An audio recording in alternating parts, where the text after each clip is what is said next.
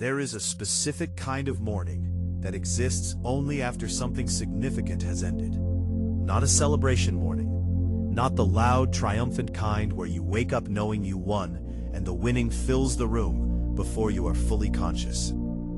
Those mornings exist, but they are rarer than people think, and they fade faster than people expect.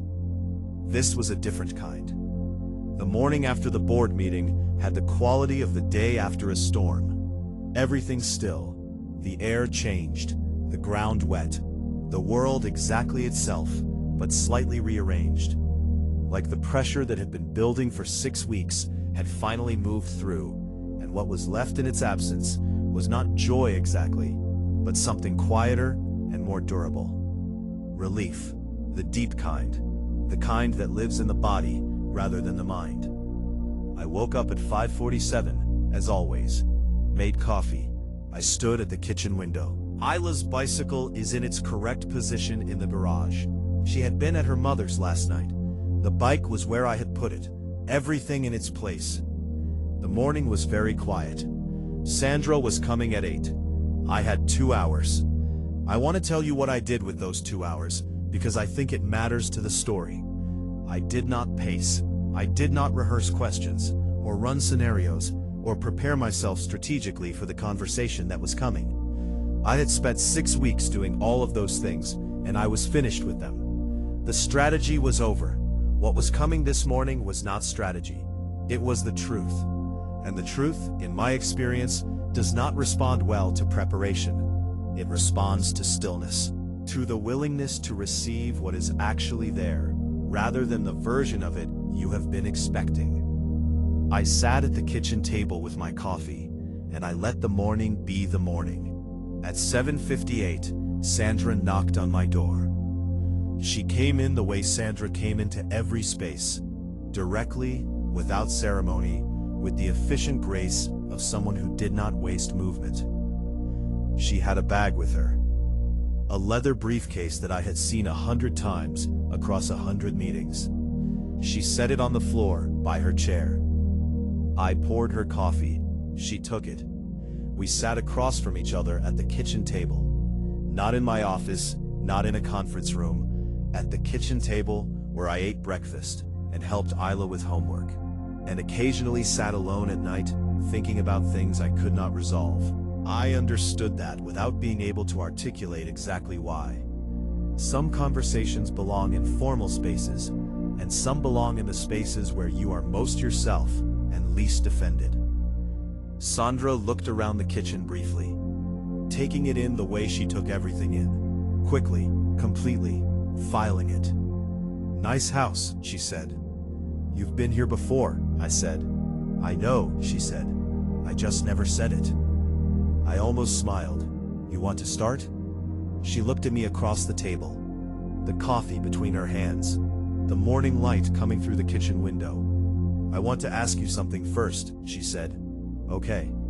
"How are you feeling this morning?" she said. "Not strategically, actually." I looked at her. "Sandra did not ask how you were feeling. Sandra asked what you needed and what the legal position was, and whether you had read the document she sent. How you were feeling was outside her usual operational range. The fact that she was asking it now told me something about what she was about to tell me." "Steadier than yesterday," I said honestly. "Tired, but present." She nodded. "Good," she said. "You need to be present for this." She reached into the briefcase, took out a folder, not the founding documents folder, a different one, newer, thicker. She set it on the table between us, but did not open it yet. "I'm going to tell you a story," she said, "and I need you to listen to the whole thing before you respond. Not because I think you'll interrupt me. You're better at listening than most people give you credit for. But because the pieces of it only make sense together. The individual parts are going to feel like different things at different moments. And I need you to hold all of them until you have the full picture." "Okay," I said. "Okay," she said. She opened the folder, and she began. 14 months ago, Sandra said, I was doing the pre-IPO due diligence review, the standard work. going through the company's complete legal and financial history to make sure everything was clean before the S-1 filing. I nodded. I knew about this work, had signed off on commissioning it. Part of that review involved a detailed analysis of the cap table, she said. Every shareholder, every share class, every historical transfer going back to founding. Standard procedure. Yes. On the fourth day of that review, she said, I found 3 entities in the transfer records that I did not immediately recognize. She slid a page from the folder toward me. I looked at it. 3 company names, Delaware registered, the kind of anonymous corporate structures that appear in financial documents regularly enough to be unremarkable in isolation. Meridian Capital Partners, I read. Anchor Point Ventures, Blue Ridge Strategic Holdings. Yes, she said, each had been acquiring Velox stock in small tranches over an extended period. Each transfer individually below the mandatory disclosure threshold, spread over time. The pattern of someone who knew exactly where the reporting lines were and had stayed carefully below them. How long? The first transfer was 4 years ago, she said. Series C closing, a small position, unremarkable on its own. But it wasn't on its own. No, she said. It was the first of many. Over 4 years, the 3 entities collectively accumulated a significant position, not in any single dramatic move, in patience, in increments, the way you build something when you do not want anyone to notice you building it. I looked at the page for a moment. How much? Sandra looked at me, the steady look she gave when she was about to say something that mattered. Combined, she said, across all 3 entities, 31.2%. The kitchen was very quiet. 31, I started. More than you, she said. More than Daniel. More than any single entity in the company. The largest individual position in Velox Technologies. I sat with that number, let it settle into me the way large numbers need to settle. Not quickly, not on the surface, but down into the place where the implications live. Who, I said, though I knew. I had known since Thomas Brightwell's half-finished sentence in the conference room. Since Charles Parks' I think Priya is going to be fine. Since Patricia Osei's there are important people in your story you haven't fully seen. Since Priya's face when I walked into the boardroom on March 14th. The 5 simultaneous thoughts she had chosen to show none of. Sandra reached into the folder, took out a single piece of paper, folded once. She set it on the table between us and did not unfold it. I ran the beneficial ownership analysis over 11 days, she said. It was painstaking work. The structures were designed to be difficult to follow. Whoever set them up understood corporate privacy law thoroughly and had used it carefully. She looked at the folded paper. At the end of 11 days, she said, I had a name. I looked at the folded paper. Did not touch it. When did you find it? I said. Exactly. March of last year, she said. 13 months before the board meeting. You knew for 13 months. Yes. And you said nothing. No, she said. I said nothing. I looked at her. Why? She picked up the folded paper, held it for a moment, set it back down without opening it. Because, she said carefully, I spent 11 days following a trail that was extraordinarily well constructed, and at the end of it, I found a name that I recognized. And when I found that name, I sat in my office for a very long time, thinking about what it meant. What did it mean? I said. It meant, Sandra said, that one of your co-founders had been building something in parallel for 4 years, something patient and quiet and completely invisible. Something that, if it ever became relevant, would fundamentally change the power structure of the company. Building against me? I said. No, Sandra said, firmly, immediately. That is the thing I need you to understand before I open this paper. What I found was not a weapon built against you.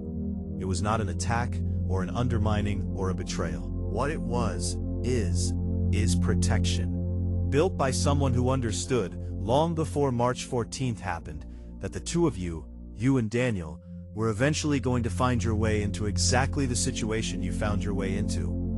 And who decided that when that happened, she was going to be positioned to determine the outcome, rather than subject to it.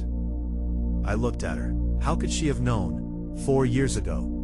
Sandra looked at me with the expression she used when she considered a question already answered by the evidence. Marcus, she said, how long had you and Daniel been moving in different directions before March 14th?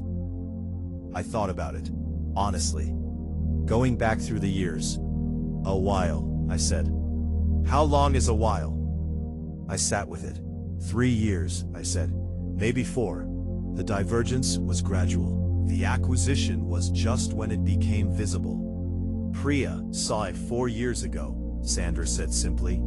She saw the trajectory before either of you did, or before either of you were willing to admit it. And she made a decision. I looked at the folded paper. Open it, I said. Sandra unfolded it, placed it on the table face up. One name, written in Sandra's small, precise handwriting. Priya Nair. I sat with the name for a long moment, looking at it in Sandra's handwriting on the plain paper. The kitchen is quiet around us, coffee going slightly cold. Then I said, why didn't you tell me? Which time? Sandra said. Either time, when you found it, or during the 6 weeks. She was quiet for a moment, choosing her words with the care she always chose her words. When I found it, she said, I sat in my office, and I thought about what to tell you would do, what you would do with the information. She looked at me steadily. What would you have done? I thought about it, honestly. March of last year, before the acquisition fight, before Daniel had fully built his coalition, before I had any reason to think March 14th was coming. I would have confronted her, I said. Yes, Sandra said. I would have gone to her directly and asked her what she was doing and why she had not told me. Yes. And that conversation would have. It would have forced her hand before she was ready, Sandra said, before the situation had developed to the point where her position meant something. Before the conflict between you and Daniel had come to a head. She would have had to explain herself prematurely, reveal what she was doing before it was complete, before she had enough to matter. I looked at the table. You protected her, I said. I protected the situation, Sandra said, which included protecting her, and you, and the company. A pause. And frankly, I protected you from yourself, because the version of you that existed 13 months ago would not have responded to that information well. She was right. I knew she was right the moment she said it. 13 months ago, I was in full forward motion. The company building toward the IPO. The product roadmap demanding all of my attention. The relationship with Daniel, tense but functional. I would have taken that information and done something reactive with it. Something that would have accelerated the conflict, rather than letting it play out to the point where the resolution was real. And during the 6 weeks, I said, Sandra looked at me with the particular directness she reserved for things she had thought about carefully and was certain of. During the 6 weeks, she said, you needed to be Marcus Reed going back into that boardroom to reclaim his position, not Marcus Reed going back into that boardroom to confront a co-founder about something he had just discovered. She paused. Those are completely different energies. The first one wins. The second one, I don't know. It changes the shape of everything. So you managed me, I said. I managed the information, she said. Yes. I sat with that. The particular feeling of understanding that you have been handled, even by someone who loves you, even for the right reasons, even with a result that was genuinely better than the alternative, is a specific feeling. Not entirely comfortable, but not entirely unwelcome either. There was something in it that was actually a form of being cared for. Thank you, I said. Sandra looked at me. Don't thank me yet, she said. You haven't heard the rest. Sandra spent the next 40 minutes walking me through the full picture. Every transfer, every structure, the timeline of the position being built, the specific legal architecture of the three holding companies, and how they had been constructed to be technically compliant while practically invisible. It was extraordinary work. That was the word that kept arriving in my head as Sandra laid it out. Extraordinary. Not in the sense of surprising, though it was surprising. In the literal sense, beyond what is ordinary, beyond what most people would have the patience or the precision or the vision to execute. 4 years, quiet, methodical, without a single misstep. The first purchase had been at Series C, a small position through Meridian Capital Partners, below the disclosure threshold. Unremarkable. At the time, I had not looked carefully at the new entities in the cap table. There were always new entities at a Series C, investors bringing in vehicles and structures of their own, and it had passed without notice. The second purchase had come 6 months later. Blue Ridge Strategic Holdings, slightly larger, still below threshold, still unremarkable. Over the following 3.5 years, the pattern had continued. Patient, incremental, always below the line that would require disclosure. Not rushed, not greedy, not designed to accumulate as fast as possible, but to accumulate as invisibly as possible. I thought about the parallel timeline. While I was running product meetings and closing enterprise deals, and fighting with Daniel about strategic direction, and blocking the acquisition, and getting fired, and sitting in my car in the parking garage, counting the weight of 9 votes. Quietly, continuously, without interruption. The S1 filing, I said. That's when it becomes public. Yes, Sandra said. That was always going to be the moment. A public offering requires full beneficial ownership disclosure. The 3 entities and their connection to Priya would be in the filing. She knew that, I said. Of course she knew it, Sandra said. She is a lawyer's dream client. She knew exactly what she could do and for how long before the disclosure requirement kicked in. The IPO timeline was always the horizon she was building toward. I sat back, thought about it from Priya's perspective, the view from her particular position, the quiet one, the overlooked one, the brilliant one who appeared in the 9th paragraph. 4 years ago, she had looked at the trajectory of the company and the people in it, and she had made a calculation. The calculation was something like, this is eventually going to come apart. The 2 of them are moving in different directions, and neither of them can see it clearly enough to stop it. When it comes apart, it is going to be loud and damaging, and the company is going to be at risk. And she had decided, I am going to be ready. Not to take over, not to seize power for its own sake, to be positioned to protect what we built when the people in the loudest room stopped being able to protect it themselves. She was never going to use it against us, I said. I don't believe she was. She was going to use it for the company. Yes, Sandra said.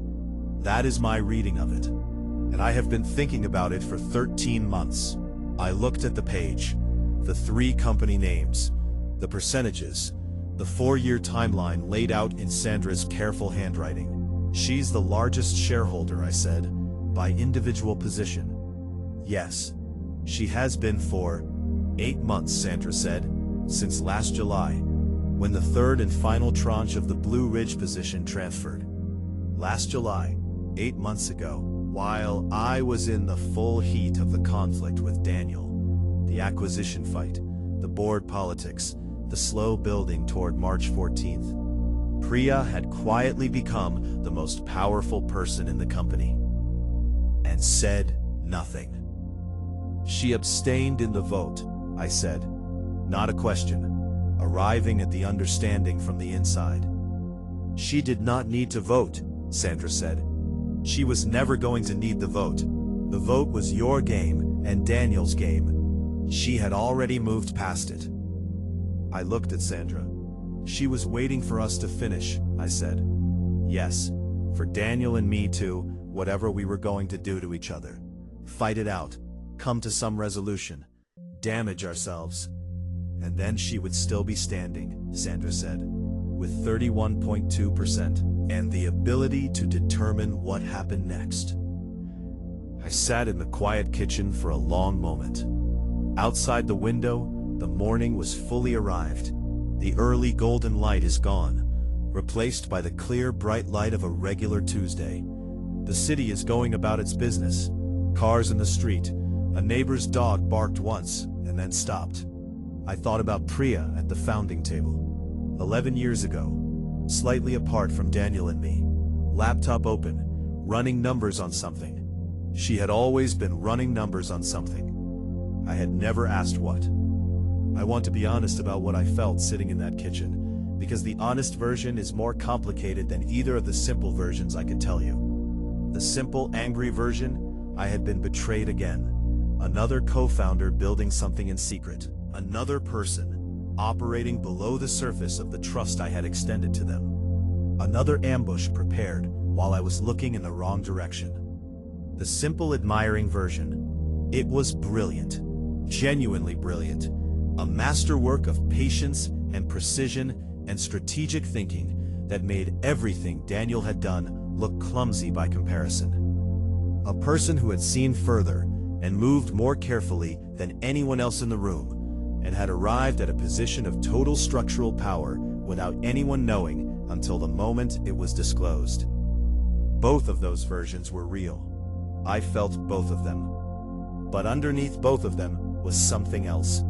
Something that took me longer to locate, and that I want to try to describe accurately because I think it is the most important thing. Shame. Not the sharp kind, the quiet kind.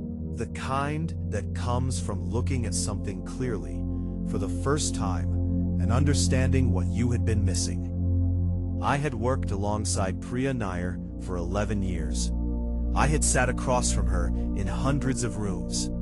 I had made decisions that affected her position in the company, in the narrative, in the way the world understood what Velox was and who had built it. And in all of that time, I had understood her role primarily in terms of what it contributed to the company I was running, not in terms of who she was separately from that contribution. The 9th paragraph, every profile, every article, every introduction at every conference, where I had said something warm about Priya's technical brilliance and moved on to the next point. I had done that, not maliciously, not deliberately, but I had done it. There are important people in your story you have not fully seen. She had not meant Daniel. She had meant Priya. A woman who had been building something extraordinary for 4 years in the background of the story I thought I was the center of. I sat with the shame, did not run from it, did not dress it up as something more comfortable. Then I looked at Sandra. She's going to want to talk, I said. Yes, Sandra said. She called me yesterday evening, after the board meeting. What did she say? She said she thought you were ready now, Sandra said. Her words, ready now, as if she had been assessing my readiness all along. As if the 6 weeks and the investor meetings and the second board meeting had all been visible to her from her particular vantage point. And she had been watching and waiting for the moment when I would be the version of myself that was ready for a real conversation. When, I said. She suggested today, Sandra said. This afternoon, her office. I nodded. Sandra began putting papers back in the folder, the efficient close of a meeting that had covered what it needed to cover. Then she stopped, looked at me. Marcus, she said. Yeah? Go in without a strategy, she said. For once. No preparation, no plan, no version of what you want the conversation to achieve. Just go and listen to what she says. I looked at her. That is the hardest thing you have asked me to do in 11 years of working together, I said. I know, she said. Do it anyway. Priya's office at Velox was on the 12th floor. Not the 14th, the executive floor, the one with the boardroom and the corridor and the morning light. The 12th, where the engineering and technology teams sat, where the actual building of the actual product happened every day. She had been offered the 14th floor multiple times, had declined each time. I had always thought this was Priya being Priya, indifferent to status signifiers, focused on proximity to the work. I understand it differently now. She had not wanted to be on the executive floor. She had wanted to be where she could see what was actually happening, where the decisions that actually mattered in terms of what Velox was and could become were made every day by the people whose names appeared in no articles and no profiles and no ninth paragraphs. I knocked on her door at 2 in the afternoon. "Come in," she said. She was at her desk, 3 monitors as always, laptop open beside them, a coffee she had probably made hours ago and forgotten about. The particular organized chaos of a person whose mind moved fast enough that the physical environment around them struggled to keep up. She looked up when I came in. The same face, the same eyes. 11 years of knowing that face, and still, in this moment, not entirely knowing what was behind it. I sat down in the chair across from her desk. We looked at each other for a moment. Then Priya said, "Sandra told you." "This morning," I said. "How are you feeling about it?" I thought about Sandra's question this morning. How are you actually feeling? The real version. Complicated, I said. I went through a few different things pretty fast. "Tell me," she said. I looked at her. "Angry first," I said. "The familiar kind. Another person doing something I didn't know about. Another secret." I paused. Then admiration. Genuine admiration. "What you built is extraordinary, Priya. The patience of it. The precision." Because she knew there was an "and then." "Shame," I said. She was still. "Why shame?" "Because you built that in the background of a company I was running," I said. "For 4 years. While I was in every room, and on every stage, and at the top of every article. And I had no idea. Not because you hid it from me, or not only because of that. Because I was not paying the right kind of attention." Priya looked at me. Something in her face that I was starting, slowly, to learn to read. "No," she said. "You weren't. Not cruel, just true." "I should have been," I said. "Yes," she said, simply. "You should have been." The acknowledgement of a real thing between 2 people who had been dancing around real things for 11 years. Then Priya said, "Can I tell you why I did it?" "Please," I said.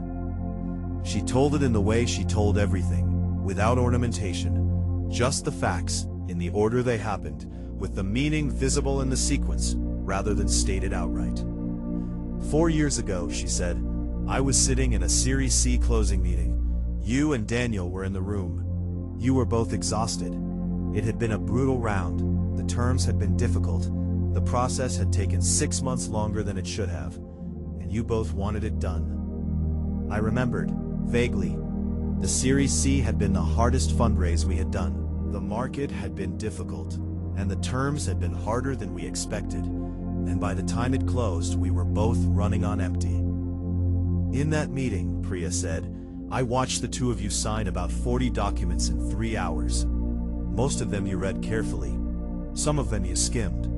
One of them, the operational agreement, you both signed without reading the governance provisions in detail. I looked at her. The voting rights cap. Yes, she said. I saw it happen in real time. I saw you sign a document that reduced your governance power significantly, and I could see that neither of you had fully absorbed what you were signing. She paused. I almost said something. I opened my mouth. Why didn't you? She looked at me steadily. Because you were both so relieved to be closing. The energy in the room was done. Finally done. Let's get this completed and move on. And I knew that if I stopped the meeting to flag a governance detail, you would both hear it, nod, and move past it, without really sitting with it. The moment was wrong. So you let it go, I said. I let that moment go, she said, but I didn't let the observation go, because what I saw in that meeting, and what I had been seeing for a while before it, if I'm honest, was two people who were very good at moving fast and not very good at stopping to understand the full implications of the structures they were building. She said it without judgment, as a data point. And you decided to build a structure of your own, I said. I decided to be ready, she said. There's a difference. What's the difference? Looked at the middle distance for a moment, thinking about how to explain something she had clearly thought about a great deal already. Building against someone, she said, means you are in opposition to them. Your goal is their goal's failure. Everything you do is oriented toward their loss. She looked at me. That is not what I was doing. Then what were you doing? I was building a position, she said, that would allow me to protect the company when the thing that was clearly going to happen eventually actually happened. She paused. You and Daniel were always going to find your way to a breaking point. I could see the trajectory 4 years ago. The divergence in your visions, the accumulation of resentments, the specific dynamic of two strong people in one room where only one of them could be the loudest voice. She looked at me. It was not a question of if, it was a question of when. And, when it happened, I needed to be in a position where I could determine the outcome rather than simply observe it. Determine it how? I said. By being the largest single shareholder in the room, she said.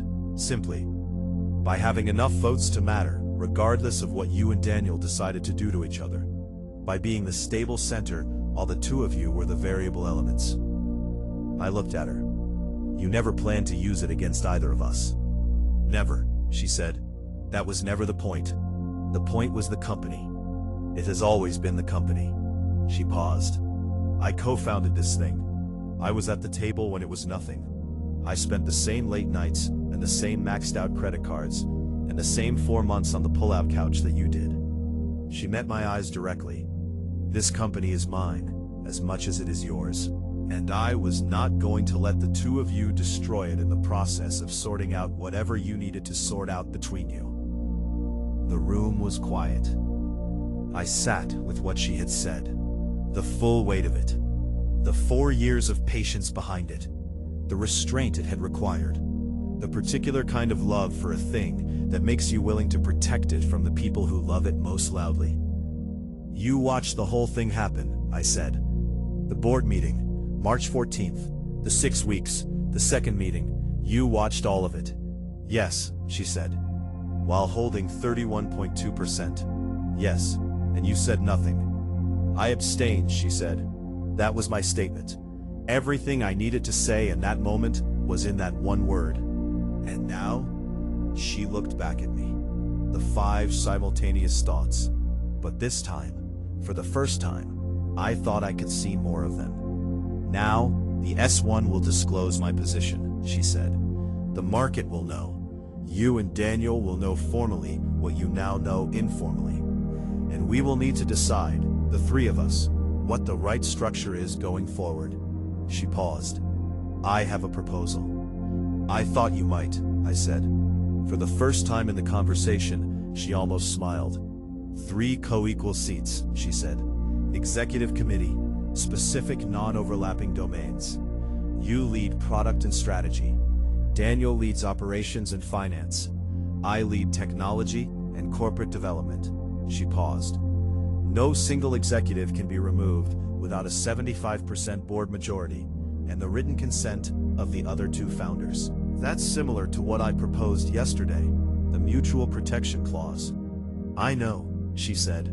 Sandra shared the structure with me before the meeting. I looked at her. Sandra told you? Sandra has been incredibly careful about what she shared and when, Priya said. But yes, in broad terms, she wanted to make sure that if the board meeting went the way it was designed to go, the next conversation could happen quickly. A pause. She has been managing this very well. You should tell her that. I will, I said. Silence. The comfortable kind. The kind that exists between people who have just exchanged enough real things that the silences between them have changed their texture. Then I said, Priya. Yes. Why didn't you tell me, at any point? 11 years and you never... Would you have listened? She said. The same question Sandra had used when I asked why she had not told me earlier. The same question sitting across from me in a different room with a different person behind it. I sat with it. 4 years ago, I said, no. 2 years ago, probably not, I said honestly. 1 year ago, I would have made you an asset, I said. In whatever was happening between Daniel and me, I would have used it. Yes, she said, you would have. And then you would have been a piece on my board instead of a founder at my table, I said. Her words from episode 9. The version I am constructing now, the version I would understand later. But the thought arrived in this room, in this moment, before I had the words for it. She looked at me, something opening in her expression. The door is a little wider than before. Yes, she said quietly. Exactly. I want to tell you what I said next because it surprised me when I said it, and I think it is the truest thing in this entire story. I said, I'm sorry. Not for the legal situation, not for the board meeting or the acquisition or any of the specific professional events. For something older and less defined than any of those things. Priya looked at me. For what specifically? For not seeing you, I said. For 11 years of that. For being so busy being the loudest person in the room that I never stopped to understand what you were building in the quiet. She was still for a moment. Then she said, I accepted the invisibility, Marcus. I found it useful. I made a choice. You shouldn't have had to make that choice, I said. Not because of me. Long silence. No, she said finally, quietly. I probably shouldn't have. We sat with that. The honest weight of it. Not resolved. These things do not resolve in a single conversation. They begin to resolve, and then take years to actually resolve. Set down on the table between us, where it could be seen by both of us. Then Priya said, I want to ask you something. Ask it. The proposal I just described, she said. The 3-seat executive committee. Do you think Daniel will accept it? I thought about Daniel coming back into the empty boardroom, his voice saying it was not entirely about the company. The tiredness in his face. The one word, okay, when I told him I did not know if I could work alongside him, but that I believed it was worth trying. Yes, I said. I think he will. Why? Because he is not stupid, I said. And because I think he is tired. And because the company is worth more than his ego.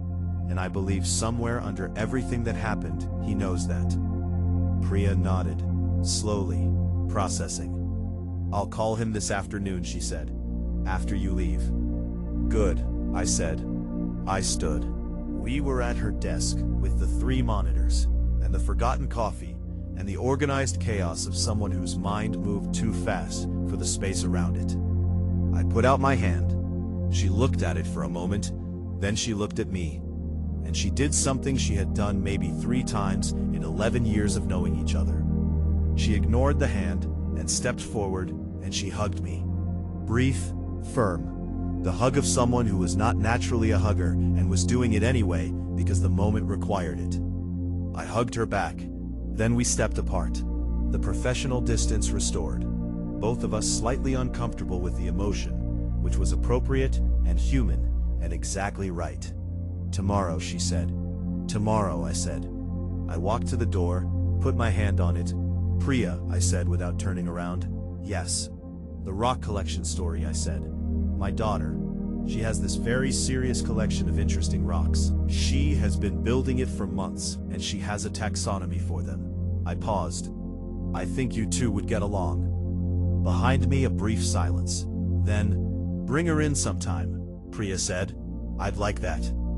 I opened the door. Walked out. Down the corridor on the 12th floor. No special light here, just the regular fluorescent hum of a working floor. Engineers and developers at their desks. The actual building happening all around me.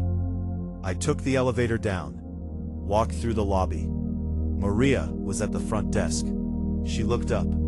This time she smiled the full version of her smile. not the controlled one from yesterday, the genuine one. The one that meant she knew what was happening and was glad about it. I smiled back, walked out into the Austin afternoon, stood on the steps for a moment. The city, the skyline, the specific quality of Texas afternoon light that had been the backdrop of 11 years of building something. I had gone into that building today thinking I knew the story I was in. I came out understanding that the story was larger than I had known, that the most important chapter of it had been written in the background, that the person I had overlooked for 11 years had been the one holding the whole thing together from underneath. I stood on the steps, and I let that be what it was. Complicated, humbling. True. Then I walked to my car, drove home, straightened Isla's bicycle in the driveway, went inside, and began for the first time in a long time to think about what came next. Not as a strategy, as a life. End of episode 7. I had gone back into the building, thinking I had won. I came out understanding something more important than winning. The company I had built was not the company I had thought it was. It was larger, more complicated, held together by more hands than I had counted. One of those hands had been quietly holding 31.2% of it for 4 years while I was busy being the loudest person in every room. Tomorrow the three of us will sit down together, all three founders, for the first time in a long time, as equals. And we would begin the work of building something that was actually ours. All of ours. Together.